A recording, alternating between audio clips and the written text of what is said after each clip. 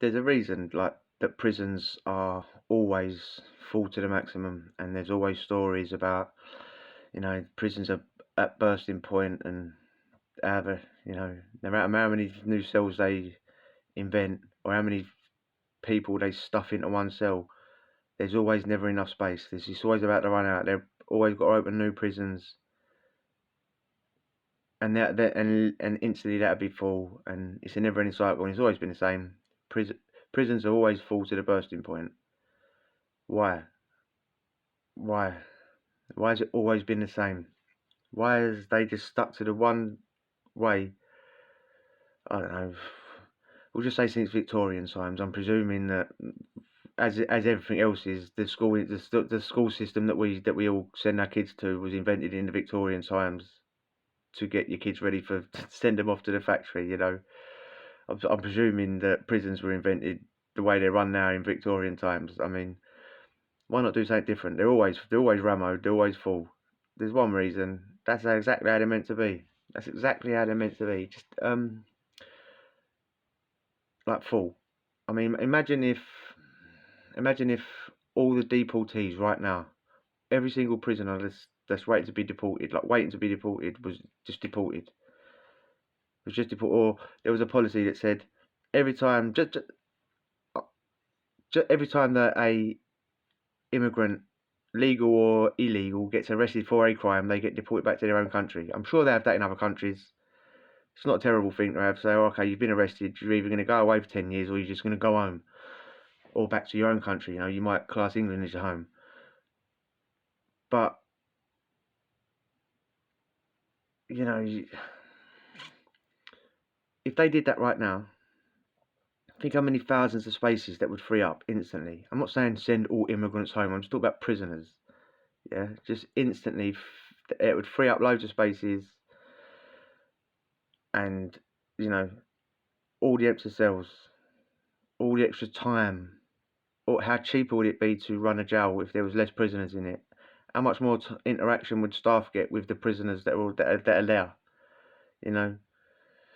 How much rehabilitation could actually get done if there was less prisoners, so the staff could focus their attention to the individual prisoner?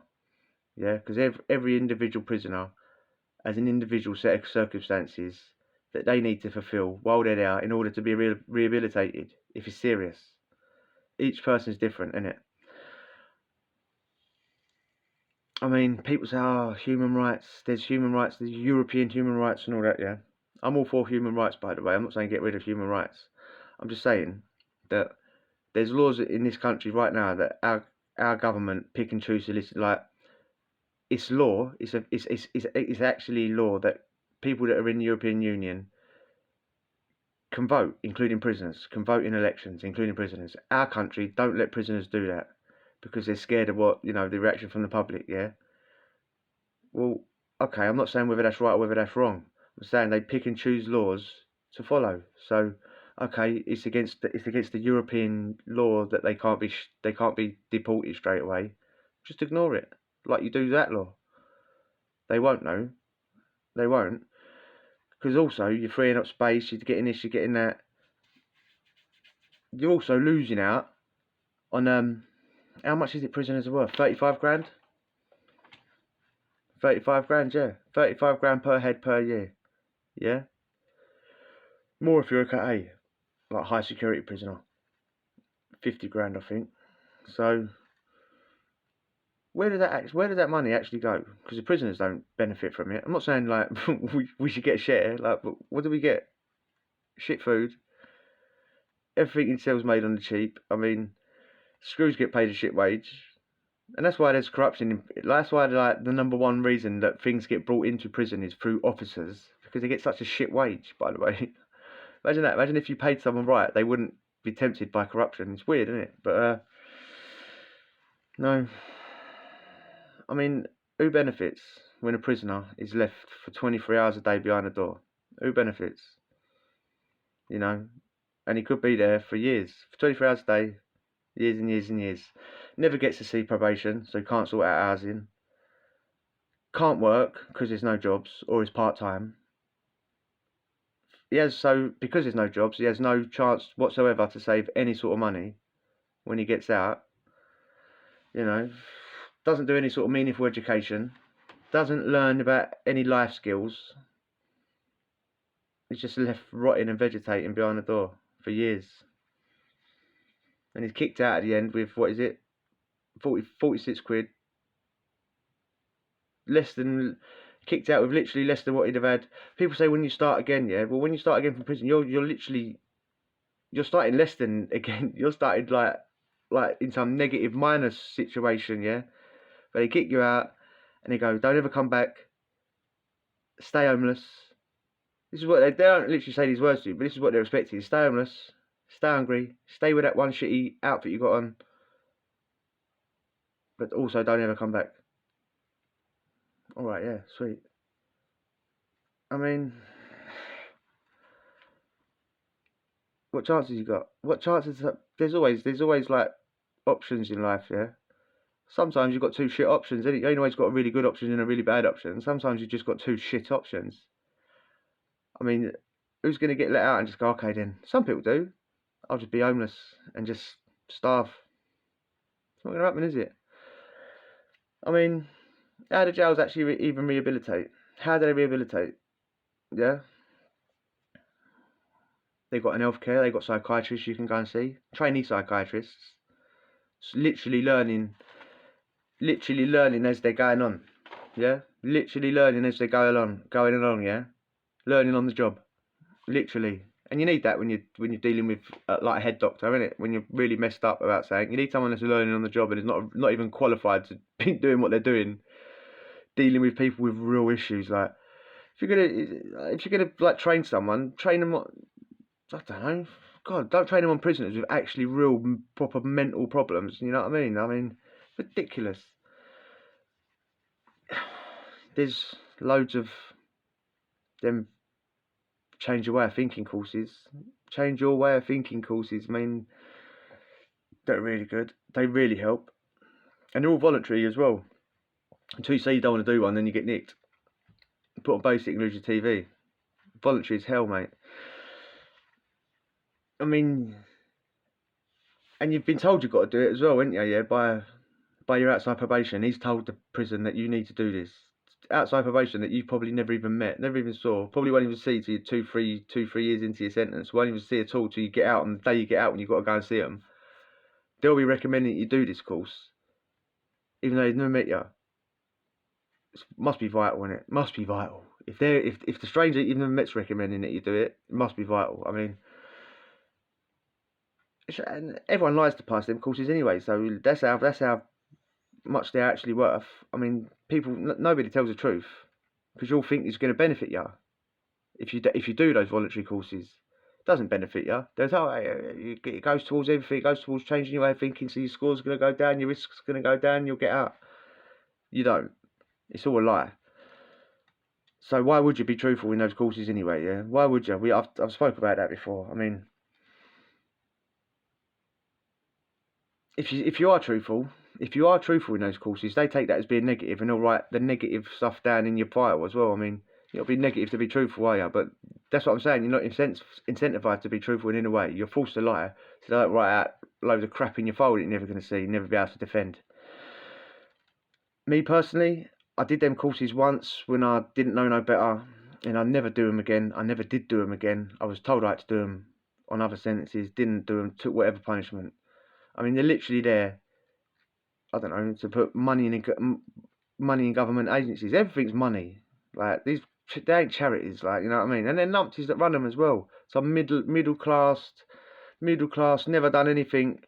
Idiot that's reading from a script, trying to tell you how you're gonna live in the real world. It's like, mate, fuck off, mate.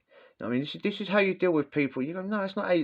That's how you deal with them in your imaginary world. That's not how I deal with people. That's not. And if I spoke to someone like that, they'd in your like non-aggressive, passive way, they probably think I was being aggressive and passive and slap me around the face, mate. Go away. But yeah, I mean, yeah. I mean, if you was gonna do that, yeah, Rehabilitate, really rehabilitate. Why wouldn't you fill it with apprenticeships? Plastering, mechanic, building, plumbing. Why wouldn't you put all those sort of things in jail? Oh no, wait, because you've got all those really poncy courses that do so much. They all do so much, you know what I mean? ETS, calm, assertiveness, PASRO, victim awareness, cocaine awareness. I'm actually really aware of cocaine already, thank you very much. And unless you've got some, go away. You know what I mean? Learn about your triggers. Learn about your triggers. Well, I'll tell you what's a trigger for me. That, when someone does that, yeah, puts their hand out like that, that's a trigger for me, big trigger. Makes me want to drop a Rizzler in it and have a zoot. I mean, it's ridiculous, mate. They just want to remind you that you're a little victim constantly. They make you repeat it. You're a victim, you're a victim, you're a victim. Repeat, repeat, repeat, repeat. It's rehabilitation, mate. That's rehabilitation 101. That's what they want to make. That's what they want you to do. Just remind yourself how much of a little victim you are. Then repeat it. Put it on repeat, and live your life according. You little victim. I actually learned about that Rizzler thing in PASRO, mate. I mean, rehabilitation. You know what I mean? I mean, radical idea, right? If you're gonna rehabilitate prisoners, again, force them to do apprenticeships. Load up the jail. Get rid of all the Ponzi courses. Load up jails with apprenticeships. Force prisoners to do them, yeah? Force prisoners to do apprenticeships. Make them have meaningful interaction once a week with their outside probation, so they get to know them and they get to deal with any sorts of problems they're having out. Usually outside problems which they need dealing with. Get them to know who their probation officer is and get them to form a relationship. You could be in jail for 5 years, you know what I mean? And you're not going to see him, your probation until you get out. Come on, I mean, allow them to earn. I'm talking about prisoners. Allow prisoners to earn more than £8 a week. I mean, the average wage has always been the same. 20 years ago, it was £8 a week. I'm sure 20 years before that, it was £8 a week. I mean, how can you put any sort of money away? Let you earn a minimum wage. Do the apprenticeship. Let you earn minimum wage, so you can only touch 30 quid of it a week. You can have how much you can have when you get out. Make prisoners work with housing once a week. Force them to do it. If that's an issue, say this is what you got to do. Stop only allowing prisoners to work part-time. It's ridiculous. Stop ripping prisoners off with your Sky iPhone prices. I mean, every jail pretends that they care about family contact. They don't want you to lose contact with your family, but we're going to charge you 11p a minute to ring a house phone. Come on, mate. As if it ain't just about ripping you off. I mean,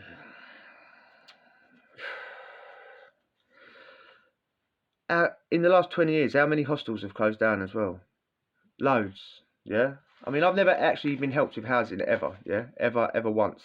Like, but at least back in the day, there was actually hostels and things that prisoners could go to if they needed that sort of thing. How come they've all shut down now? Except for wrong uns, because they obviously need a place to go. To take their whatever. Give prisoners at least the price of a hotel room when they get released. I mean, it's like a tease, isn't it? What's a hotel room these days? 60 quid, a really cheap one, 55, 60 quid. Shithole, docile one. We're going to give you £46 though. A couple of quid short. A couple of quid short. It's like a tease, mate, isn't it? Yeah. If they took up all those policies, jails would definitely be more empty, yeah? That's not how it works, is it? They don't, you know. That's not their form of rehabilitation. I mean, how's someone really going to rehabilitate themselves as well if they're not even given a chance when they're banged up to actually beat their addiction if they have a drug problem? Yeah. Jails will literally maintain a heroin addict their whole sentence on methadone. Just maintain it. The whole sentence. I've thought about it before, you know, work it down, innit? 10 mil to 8 mil, 6 mil, 4 mil, whatever. But eventually work it down to nothing. I mean, I was banged up with a boy in the Ville. I mean, he started off on 10 mil or whatever. And by the end of when we went our separate ways, every morning he was, mate, he was basically leaking that green fluid out of his nose and stuff, yeah? The amount he was on, and they just get upping him every day, all because he was asking for it. And he was only asking to get off his nut. I mean, good luck to him. If you can just tell a doctor you need to be up just so you can get off your nut, great, good for you. But who are you actually helping? Who's the long-term beneficiary of you being a drug addict when you go to prison and the prison maintaining that their whole sentence? The prison gains out of it monetarily. When you come back, and you're going to come back if you're still a drug addict, yeah?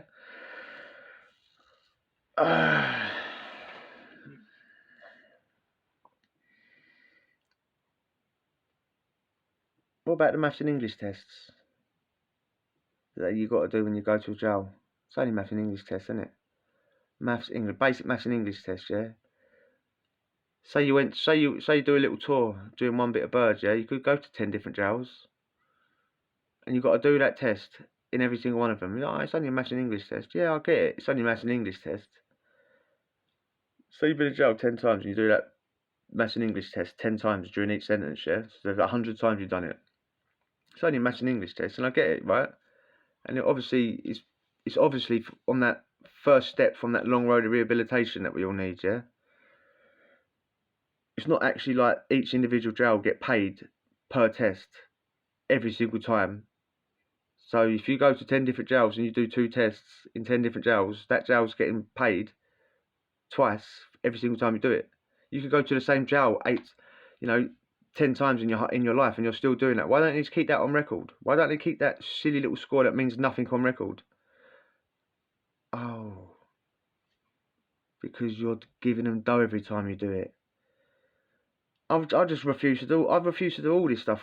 I refuse. Like last couple of times I went away. I'm never going to go away again. But last time I refuse flat out to interact with any of this bollocks, because it is bollocks and everything's about getting them dough.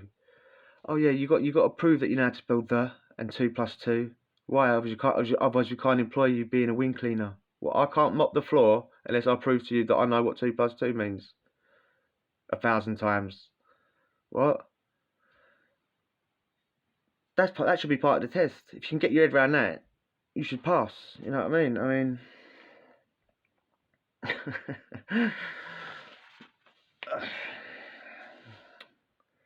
Just